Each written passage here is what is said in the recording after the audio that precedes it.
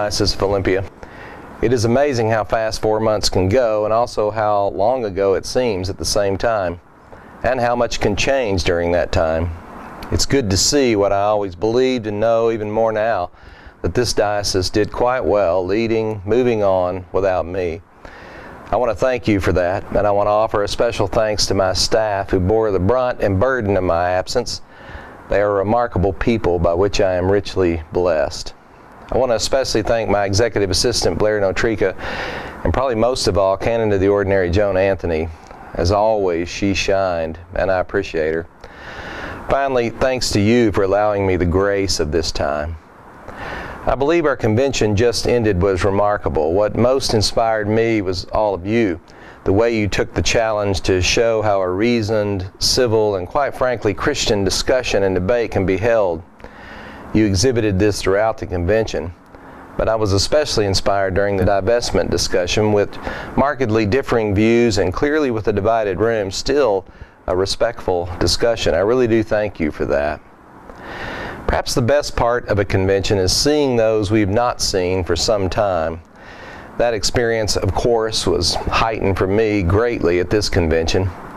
I had so much fun seeing, talking to, catching up with so many I had not seen over these last months, and I look forward to more of that in the days and weeks to come.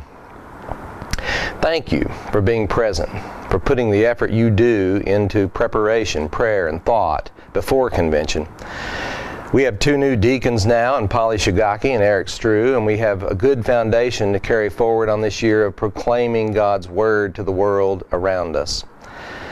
As I said in my convention address, I know some of you, amazingly, are dying to hear about my sabbatical.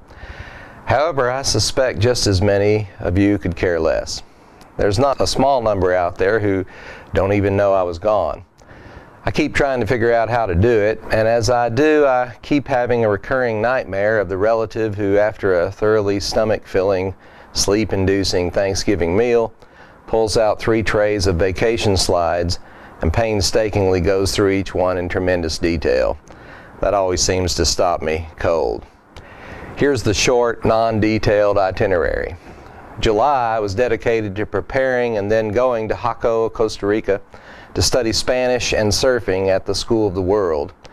My family got to go. All of us studied Spanish, and my wife also learned yoga, and my son learned digital photography. It was a very rich experience for what we learned and also for the people from all over the world that we met. It truly is the School of the World. I urge you to look it up online and learn more about it if you're interested in more. August was dedicated largely to pure vacation, and again my family got to be with me for this.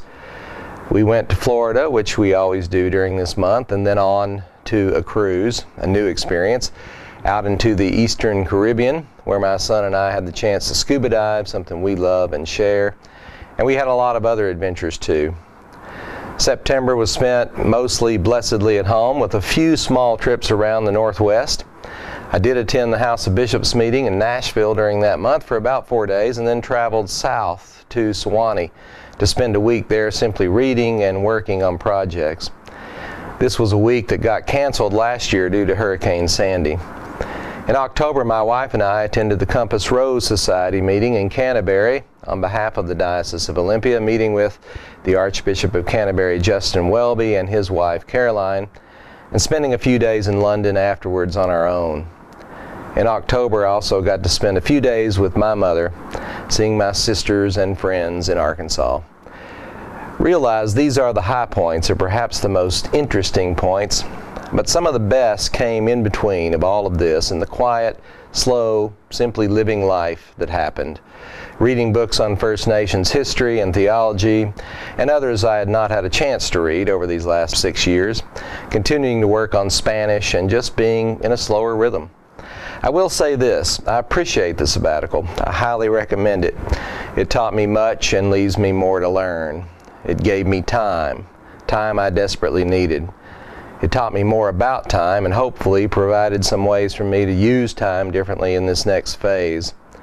It shined a refining light on what I've said all along with you, that I would stay in this vocation and office you've called me to for about 12 years, and so we are halfway there.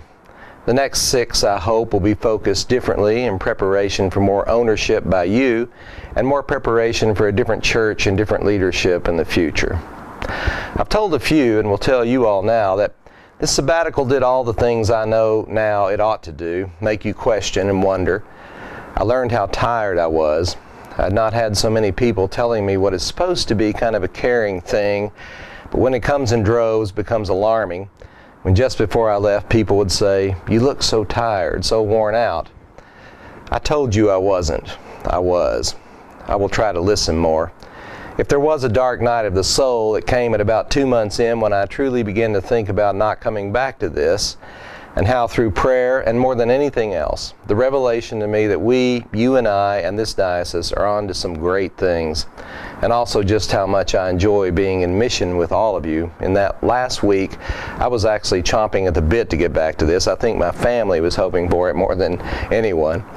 All in all, it was a journey worth every bit of the time, and a grace I am so very thankful for. I still hope to write more and to share more as venues provide themselves and in places where you are not held hostage to my ruminations. I fully suspect that the sabbatical will come out in sermons and writings and discussions such as this for years to come. I have to say, I come back with some fear that the schedule will get as tight and full and uncontrolled to some degree, and that I will get as tired. My staff and I will need to work on that. As I sit here recording this, I have to say a lot of what lies ahead in the next few days is already too much and seems a lot like the old schedule. So some work needs to be done, and I vow to do it, because I truly believe if I don't do that, care a bit more for my well-being and focus on the long haul, it does us little good in the long run pertaining to my role of bishop here. I vow to work on it and invite you to help me with that as you see need. You helped me tremendously by giving me this time, and I very much appreciate it. Again, thank you, and bless you all.